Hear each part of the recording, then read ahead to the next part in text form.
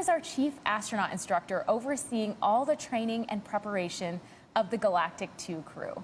Beth is flying with the crew to continue to evaluate the spaceflight experience for our future astronauts. Closer and closer to being accurate as we get closer and closer to that release point. So at this point, 4.5 minutes out, that's a fairly accurate estimate. Horizontal release position before turning towards space, a maneuver that we refer to as the gamma turn. 3, 2, 1, release, release, release. Ignition. Good control.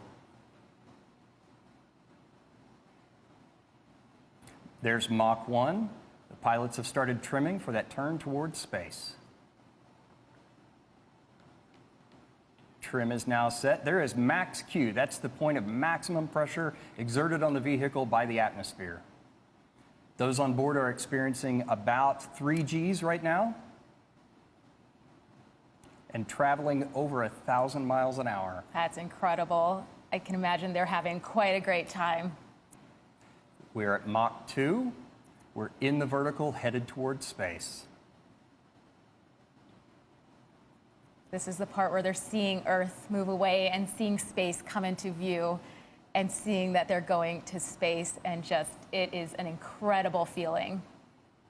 Amazing. The crowds here are just absolutely going wild. I can't imagine what's happening in Antigua with them cheering them on. That's incredible. Awesome. Go Keisha, go Anna, go John. So everybody on board has been cleared to unstrap and enjoy that zero-G experience. The pilots have unlocked the feather. That's the preparation so that they can raise the feather here momentarily. They're engaging the RCS as well. The feather is now starting to move on its way up.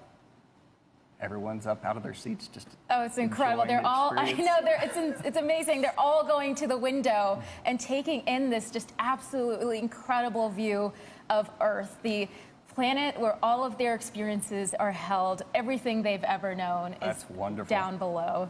The feather is all the way up. We have a predicted apogee of about 289,000 feet. So the pilots have initiated the motion to return the vehicle around, complete that backflip all the way around. All of our crew practice.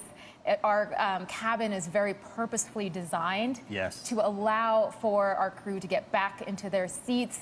And even on re-entry, the amount of Gs that you feel, but is, I mean, it's designed that anyone can do it, as we've seen today. And the views are going to be amazing on the way down, too. Now we just passed subsonic. Amazing.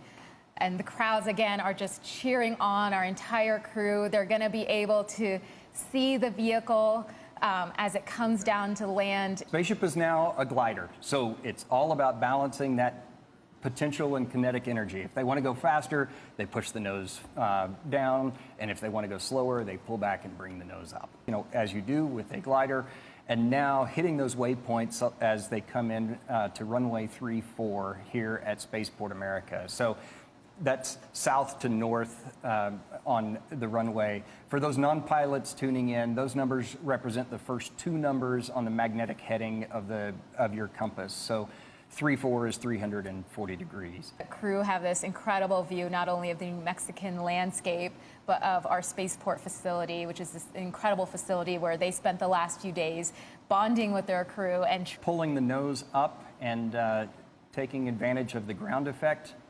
It's extra lift you get when you're close to the ground. We've crossed the threshold. That's the beginning of the runway.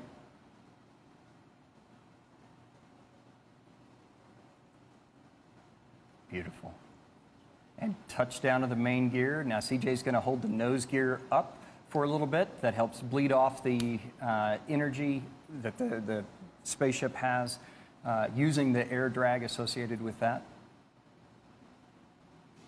Now he started to lower the nose.